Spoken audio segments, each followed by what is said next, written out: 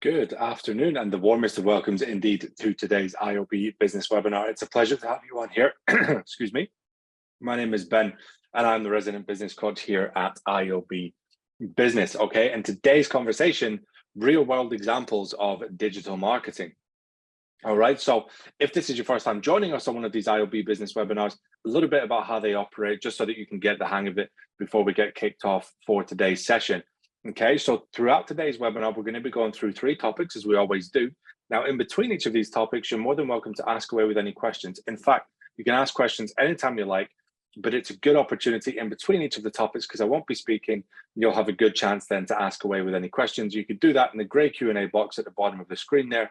And indeed, you can also take this opportunity to jot down any notes that you might have. Okay. Now, at the end of today's session, we will have a Q&A session where I'm going to answer these questions for you. We always get a couple in, and you're more than welcome, of course, to ask them throughout the session as well. Okay, so if you have been on one of these webinars with us before, you'll be more than familiar with how they run. So a very warm welcome back. It's a pleasure to see you again. Always a pleasure to see some new faces as well.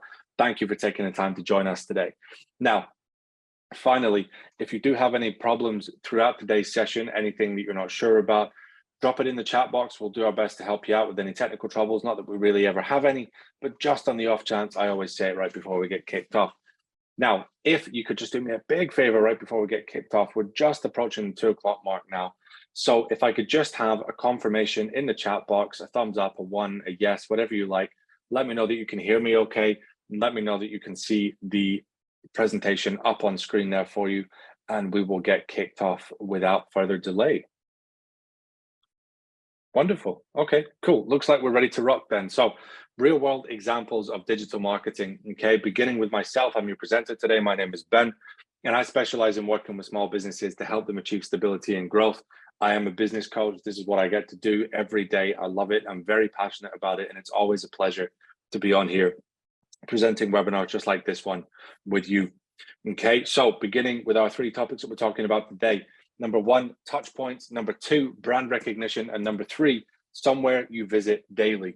Okay, so this is a really cool webinar, something we put together to help you understand the effects that digital marketing have on you and other consumers, just like me and everybody else that exists. Okay, we're all consumers in one way or another.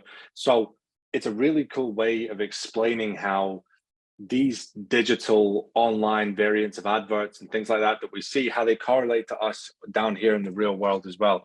Okay, so beginning with number 1, touch points, topic number 1.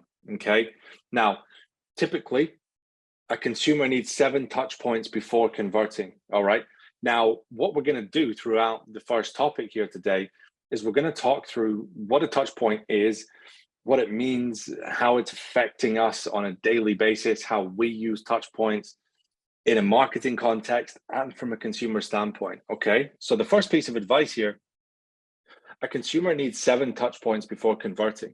Okay, now there's reasons behind this, but typically, you know, it's been found that the 7 touch points here allow us to build rapport and familiarity. So we're going to talk about what touch points are. Don't worry if you're not sure about what they are, if you've not heard this term before. What I would like for you to remember just now is that a consumer needs 7 touch points before converting. Now, why this might be relevant to you is, as a business owner in any industry, in any niche, not just digital marketing, this is valuable information to have, because we need to make sure that we're not only offering, basic options and basic actions for our consumers, prospective consumers, people that might end up doing business with us. We've got to make sure that we're hitting all of the touch point angles.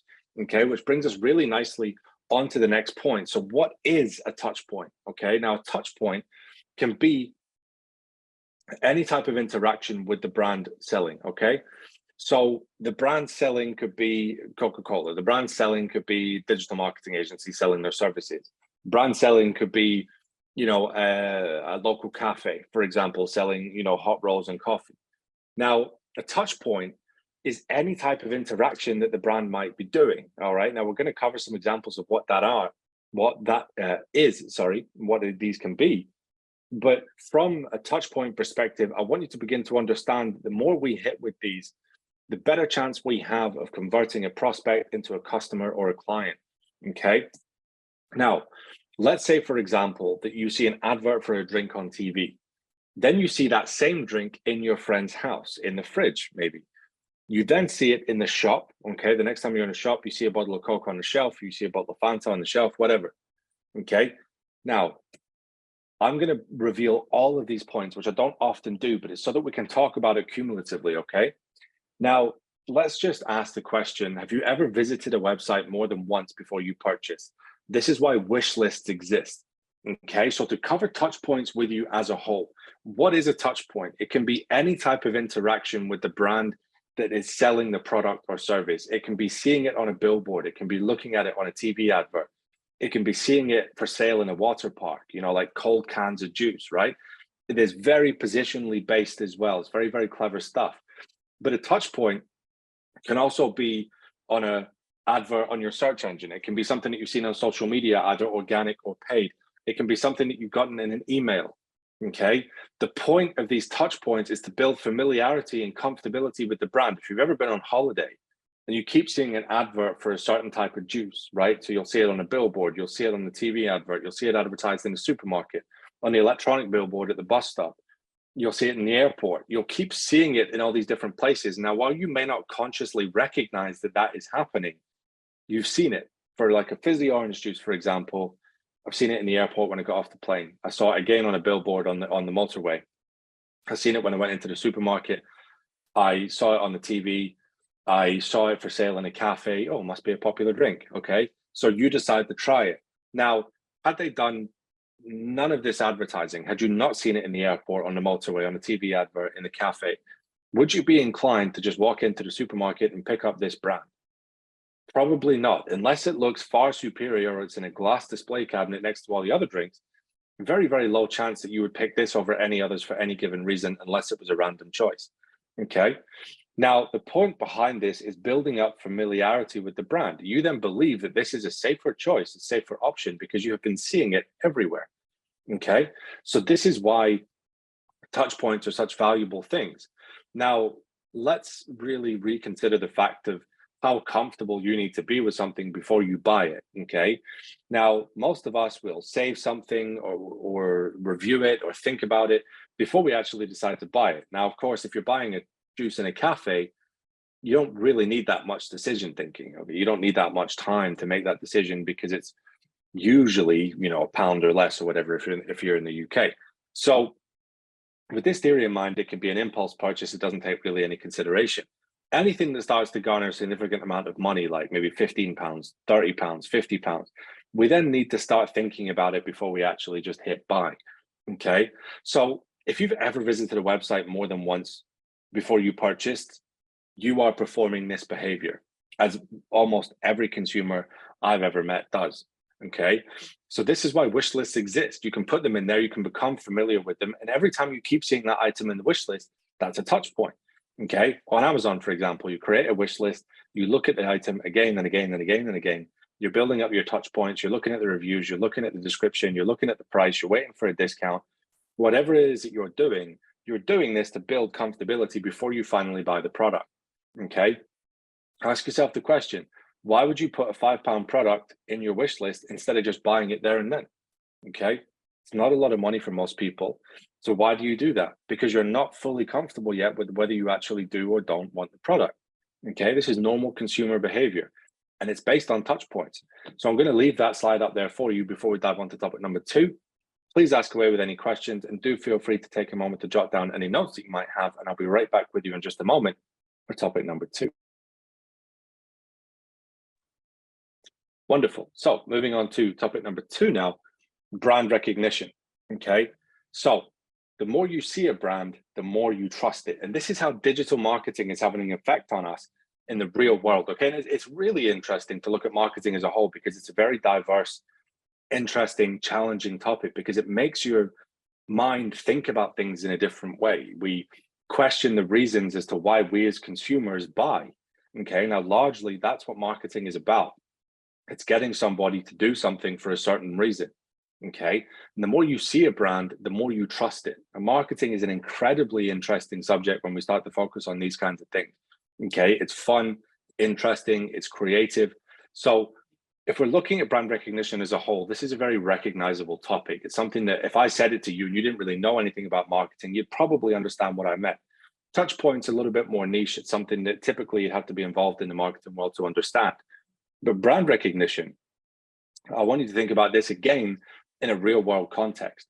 What brands do you trust the most and why? Okay. Do you trust McDonald's? Do you trust Coca-Cola? Do you trust Amazon? Do you trust, if you're in the UK, Sky Television, BT Broadband? Just thinking of as many big brands as I can. Okay, Tesco, Asda. The reason that you trust these brands is because you see them all the time and you use them all the time. So it is very much based on what we trust and therefore why we want to transact. So you have went to Asda, you have purchased your weekly shop, you have enjoyed everything that you have purchased, likely other brand names, Fanta, Super Noodles, I'm not sure if that's the brand name, types of pasta that you like, cheese, milk, whatever, right? Now, the reason that you trust it is because you see it all the time in the supermarket, friends of yours buy it, your family enjoy it, you have had it yourself and you enjoy it. So the more you see a brand, the more you use the brand, the more you trust it, okay? Almost everyone within reason will know Coca-Cola. If you are a drinker of, carbonated sodas, there's a chance that you probably had one as well, okay? Now, with a brand as large as this, it didn't just happen overnight. They did brand recognition after brand recognition after brand recognition campaign, okay, amongst, I would imagine, so many other things to make sure that you recognize what their brand is and why you should drink it, okay? So the more you see a brand, the more you trust it, and trust is absolutely crucial to anyone buying anything, okay? So if you want someone to recognize your brand, they must see it a lot, okay? Now, if we're looking at your business, we may sometimes struggle as marketers, as business owners, to see the point in doing campaigns that don't directly result in something. So what we've got here is a classic brand recognition campaign on Facebook, for example. You're building page likes, okay, on your business page, for example. Now, what's happening here is this is a digital form of essentially brand recognition building, okay? You've got people looking at your page, liking your page, following your page, waiting for more content because they like you, they like what you're about, they like what they see from you. Now, what we need to do is think about how, okay, well, this doesn't directly have an actual result in terms of I'm making a sale, but we're getting people to recognize and trust our brand, which ultimately could then lead to, if they trust us, would they inquire with us? If they inquire with us, would they buy from us? All right. Now, this is why you'll see lots and lots of brands doing campaigns that don't result in direct income, billboards, TV adverts. It's very hard to say specifically that you purchased a drink because you saw it on a TV advert or you saw it on a billboard. Okay, but what they're doing is they're making sure that you're aware that they exist all the time. They don't take it for granted. They don't just assume that the next time you're in the supermarket, you're going to buy their brand just because. Okay, if you want someone to recognize your brand and therefore trust it and therefore want to buy from it, they must see it an awful lot. They must have the touch points with you. They must be seeing you all the time. If you're a local business, you want to do flyers, great. If you want to do digital marketing, great. You want to do TV ads, great. If that's within your budget, fantastic. Okay. Now, these are brand recognition campaigns. These are things that people are seeing from you all of the time. Okay. So they might not necessarily result in direct income, but if a maintenance company is advertising all the time, the next time somebody needs their house painted, ping, that's the company they're going to think of. Okay. So they don't always do it for direct gratification or immediate gratification. They do it for the long run. Okay. So if you want somebody to recognize your brand, they must see it a lot. And if you want them to trust it, they must recognize it. Okay. So this can be done in obvious ways and in discreet ways. Okay. So a discreet way that you might see somebody advertising could be, something as simple as putting a small logo on the edge of a piece of furniture, or seeing a very, very subtle item in the back of a movie, for example, if somebody's using an Apple iPhone in a movie. Okay. Now, this is, placement, right? This is what they're doing. These brands are placing their products into the movie so that you see it without really seeing it. Okay. You recognize that it's an iPhone, but you don't think anybody's advertising to you. You just think that somebody's chosen to use an iPhone in that movie. Okay, now what the chances are here that whoever the owner of that product is, whoever the owner of the brand is, has requested that that product goes into that movie so that it can be seen by you, the consumer, and therefore, again, remind you that, hey, look, these cool people in this movie, they use iPhones or they use this type of car or whatever. Okay, so that's a discreet way of doing it. And an obvious way is a massive, great billboard on the side of the motorway. Drink Coca-Cola, for example. Okay, now this can be done in obvious and discreet ways. Important to recognize that for your brand as well. You can look at being more subtle with your advertising, or you can look at being completely obvious. Really, there's no right or wrong answer. It's completely up to you, whichever you prefer. Now, most brands will use a combination of creatives and channels to subtly catch your attention. Okay, big brands will advertise all over the place. Okay, they'll do it organically, they'll do it paid, online, social media, search engines. They'll work on their SEO, they'll have a great website, they'll do promotional campaigns, they'll give free offers, they'll be in supermarkets, they'll be on cardboard cutouts, they'll be on billboards. I might have already said that. Point is, these brands use a combination of creatives and different ways to catch your attention and various channels of which they use to catch your attention with. Okay, now what you got to do here is think about how this brand recognition can apply to your business, your digital agency, how you can be seen all the time. Okay, could you join local business networking groups? Could you get yourself online for online networking groups? Could you do paid advertising on search engines? Could you do organic posting on social media? Could you write blogs to improve your SEO for your website? Okay, stuff like that. So you've got to think about how you can use a combination of your own. Okay, so I'm going to leave topic number 2 up for you there, and you can go ahead and, thank you for the question. You can go ahead and jot down any notes, and please ask away with any more questions that you might have throughout today's session. And I will catch you on topic number 3 very, very shortly. Okay, perfect. So moving on to topic number 3, somewhere you visit daily. Okay, so let's have a think about this third and final component of how, well, there's lots, but for the sake of this webinar, third and final component of really how digital marketing can affect you in the real world. So final topic here is talking about somewhere that you visit daily. All right, now good digital marketer knows where their target audience spends most time. Okay, so what we've got to think about here is there a website that you visit regularly? Do you use a certain type of social media most often? Do you use a preferred search engine? Do you read a certain blog all the time? Do you subscribe to a certain newsletter? Do you like to receive certain emails?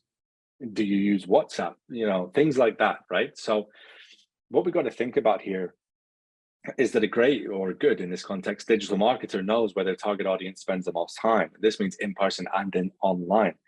Okay, so with this thought process in mind, you've got to make sure that they're placing their ads in the right place because they want them to be seen by you.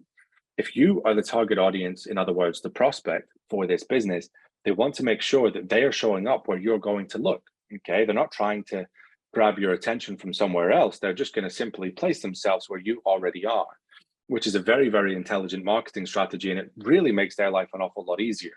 So if you're on Facebook all the time, then they're going to be on Facebook ads.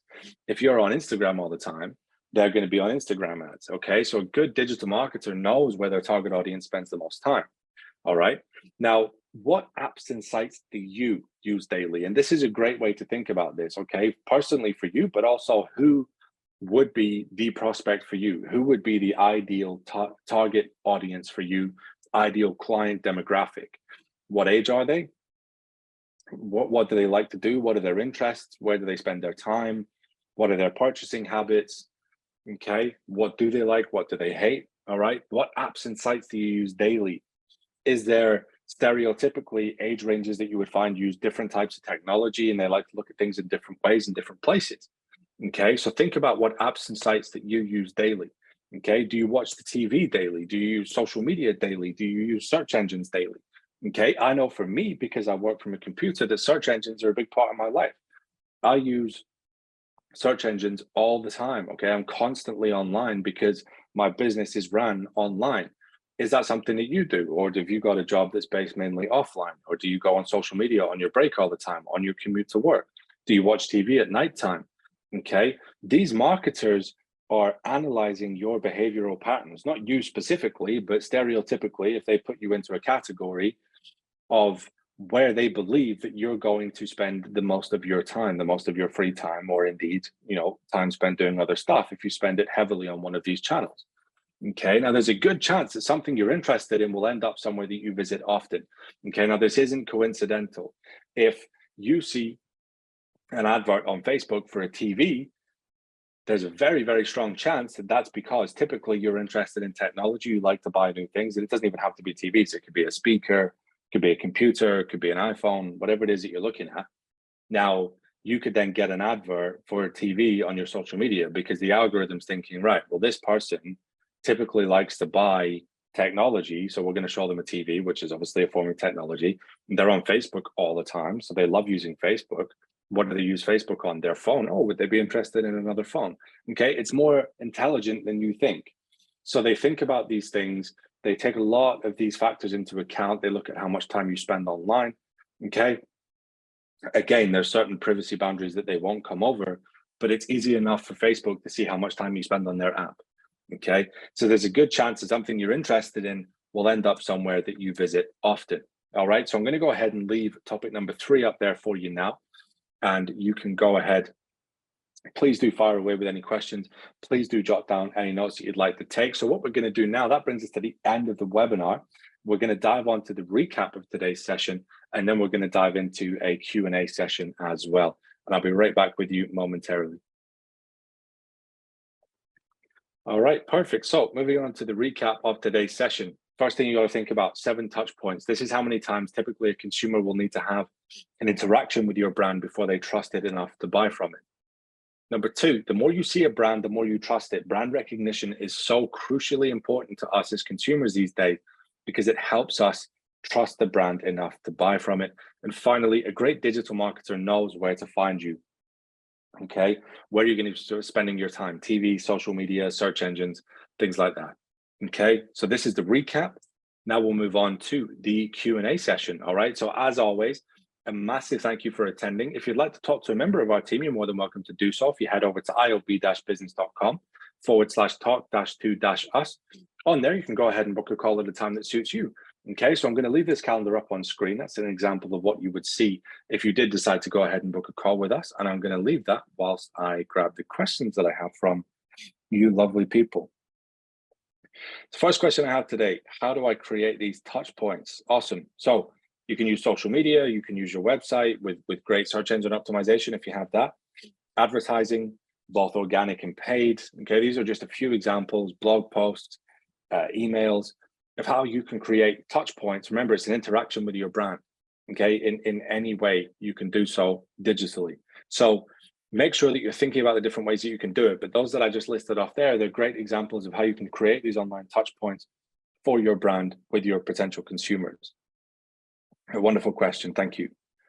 Next question, I look on a website and shortly after I see those products on my social media. Yeah, so this is called retargeting or remarketing, and it's a very clever process because it introduces touch points for you to become more comfortable with purchasing, okay? Constantly reminding you that you were, at one point, you wanted that item. Whether you still do or not is up for debate, but at one point in time, you were looking at a t-shirt. So chances are you probably still want that t-shirt. So I'm going to show it to you again because you might have got distracted, you might have got busy, you might not be sure about it yet. So what am I doing? I'm giving you another touch point with the t-shirt. Why? So that you can trust it. Why do you need to trust it? Because then you will buy it. All right. So remarketing, retargeting, very, very clever, very, very clever stuff indeed. So the theory of that is essentially when you look at something on a website, if that website has, the appropriate advertising set up, they can also show their advert to you again on social media the next time you're on it or thereafter. Fantastic question again. Thank you for helping us clarify that. It was awesome. Okay, any more questions, my friends, before we wrap up from today? Okay, cool. Well, looks like we're all set then.